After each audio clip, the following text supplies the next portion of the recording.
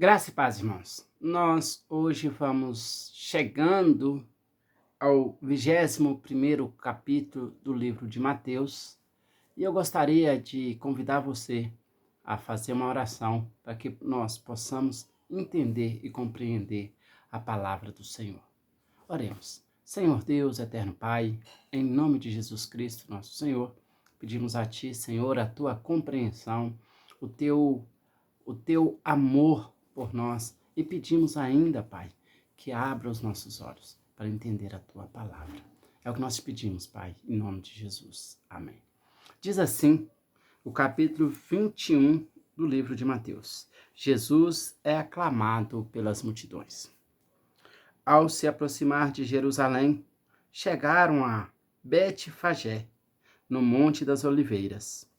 Então Jesus enviou 2 discípulos e recomendou-lhes: Ide ao povoado que está adiante de vós, e logo encontrareis uma jumenta amarrada com seu burrico ao lado.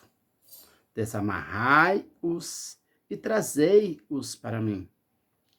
Se alguém vos questionar algo, deveis dizer que o Senhor necessita deles e sem demora os devolverá.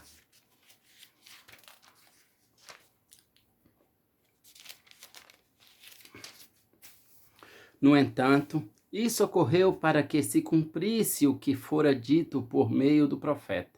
Dizei à filha de Sião: Eis que o teu rei chega a ti, humilde e montado num burrico, um potro, cria de jumenta.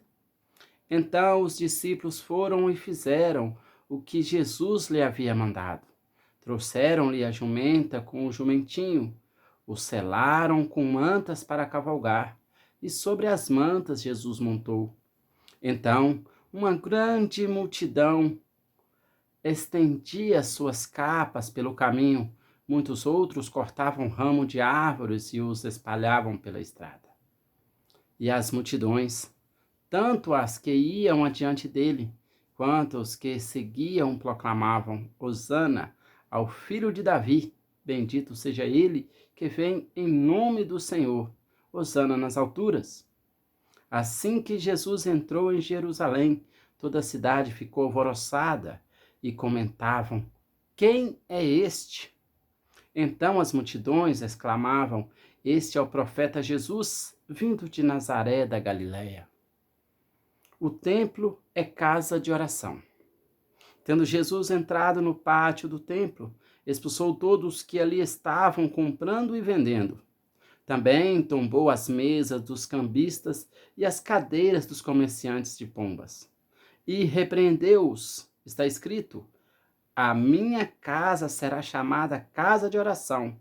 Vós, ao contrário, estáis fazendo dela um covil de salteadores. Então levaram a Jesus no templo cegos e aleijados, e ele os curou.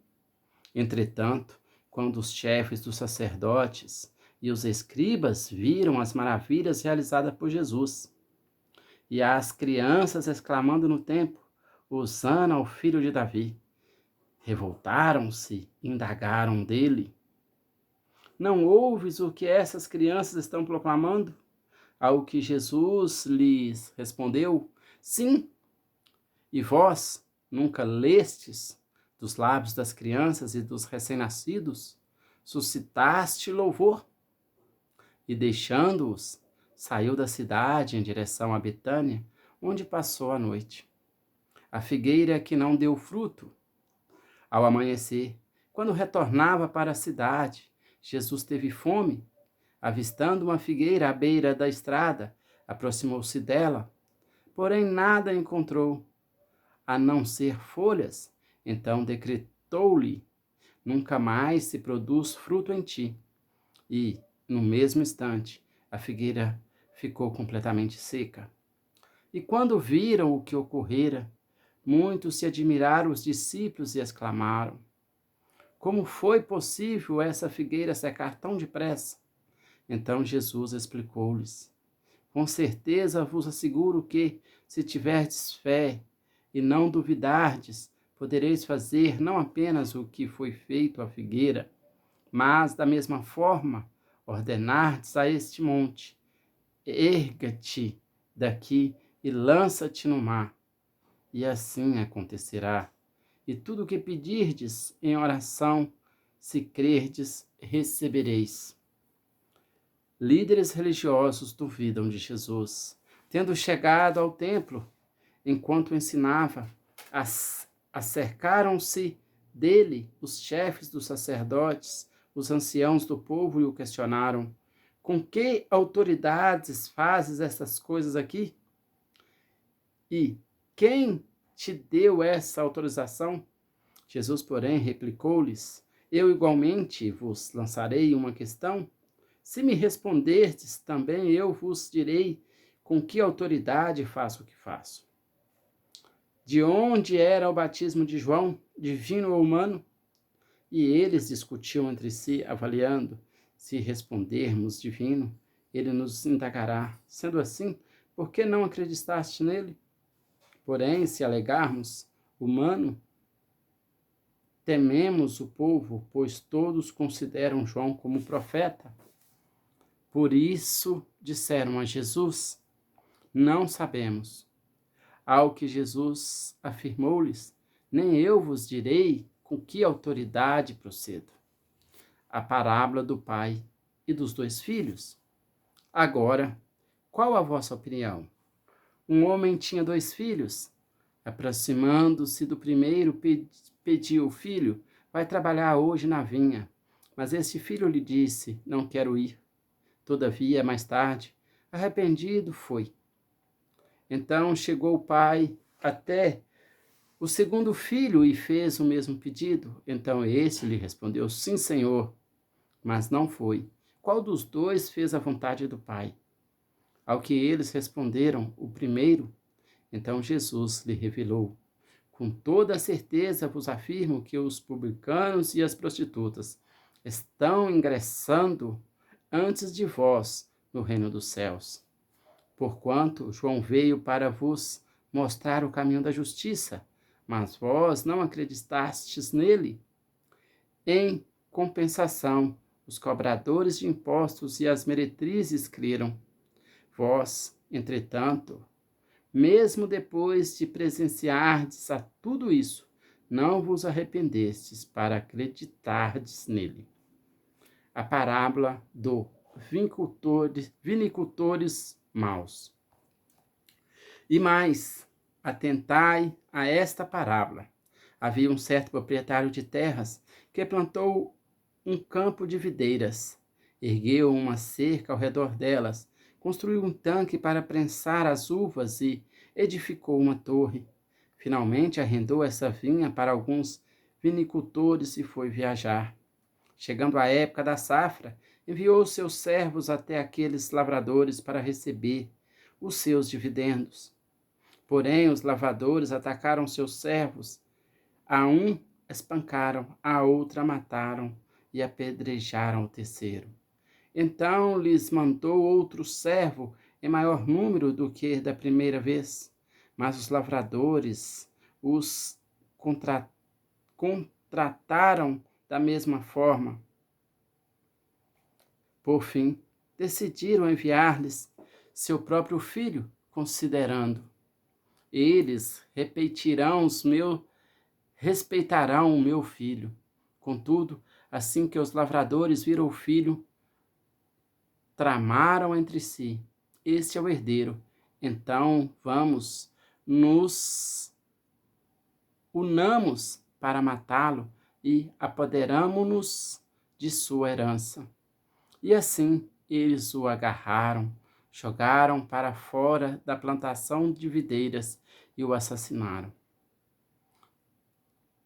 Sendo assim, quando vir o dono da vinha, o que fará com aqueles lavradores? Diante disso, responderam-lhe: ele destruirá esses perversos de forma terrível e arrendará seu campo de videiras para outros cultivadores que lhe enviem a sua parte no devido tempo das colheitas. Então Jesus lhe inquiriu: Nunca lestes isso nas Escrituras?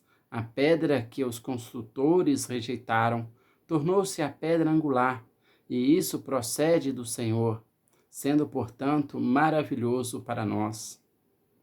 Por isso eu vos declaro que o reino de Deus será retirado de vós, para ser entregue a um povo que produza frutos dignos do reino. Todo aquele que cair Todo aquele que cair sobre essa pedra se arrebentará em pedaços, e aquele sobre quem ela cair ficará reduzido a pó. Depois que os chefes dos sacerdotes e os fariseus ouviram as parábolas que Jesus lhes havia contado, compreenderam que era sobre eles próprios que Jesus estava falando, e por causa disso procuraram um motivo para prendê-lo, mas tinha receio das multidões, porquanto elas o consideravam profeta. Palavra do Senhor. Amados irmãos, nós, ao olharmos para esse capítulo, nós vimos a chegada de Jesus a Jerusalém. Ele é ovacionado. As pessoas gritavam, colocavam capas, diziam hosanas ao filho de Davi. E Jesus, então, entra na cidade da maneira que era predito para se cumprir as Escrituras. Jesus também entra no templo e expulsa os cambistas, os vendedores, porque a casa do Senhor é casa de oração. Jesus faz com que a figueira seque. Jesus, os líderes religiosos duvidam de Jesus, do seu poder, da sua glória, questionam Jesus sobre a sua autoridade. E nós vimos que Jesus conta mais uma parábola, conta a parábola dos dois filhos, quem foi o obediente e quem não foi o obediente. Jesus conta a parábola dos vinicultores maus e eles começam a entender que era deles que Jesus estava falando, os escribas, os chefes dos sacerdotes. Jesus, ele mostrava um caminho e nós temos que seguir o caminho que Jesus nos mostrou, que Jesus nos colocou para caminhar. Sabemos, irmãos, que esse capítulo é um capítulo bastante longo, com grandes possibilidades de interpretações, mas na sua singela simplicidade de mostrar o caminho, aqui nós podemos tirar porções maravilhosas para a nossa vida e aplicar na nossa vida, como obediência a Deus, como fazer o caminho que Jesus nos mostrou, como ter fé em Deus. Amém? Vamos orar a Deus para agradecer por tudo que tem feito por nós e para nossas vidas, para os nossos familiares. Vamos orar. Pai, Tu és santo e bendito, nós te glorificamos, nós te louvamos, Pai. Pai, em nome de Jesus, nós queremos, primeiramente, Senhor, te agradecer. Somos gratos a Ti, Senhor, por tudo o que tem feito pelos nossos familiares, pelos nossos amigos, pelas nossas vidas. Pai, obrigado pelo trabalho, pelo sustento. Pai, em nome de Jesus, queremos te agradecer por nos escolher, pelo seu Santo Espírito nos conduzir, pela paciência, pela sabedoria que o Senhor tem nos dado, Pai, que o Senhor tem dado aos irmãos que estão à frente de vários trabalhos, os irmãos que estão levando a palavra, que estão mostrando o caminho da qual Jesus nos ordenou. Pai, te agradecemos hoje e sempre, em nome de Jesus. Amados irmãos, não se esqueça, compartilhe o nosso canal, se inscreva, clica no sininho para que você seja notificado do próximo vídeo. Fiquem com Deus e até breve.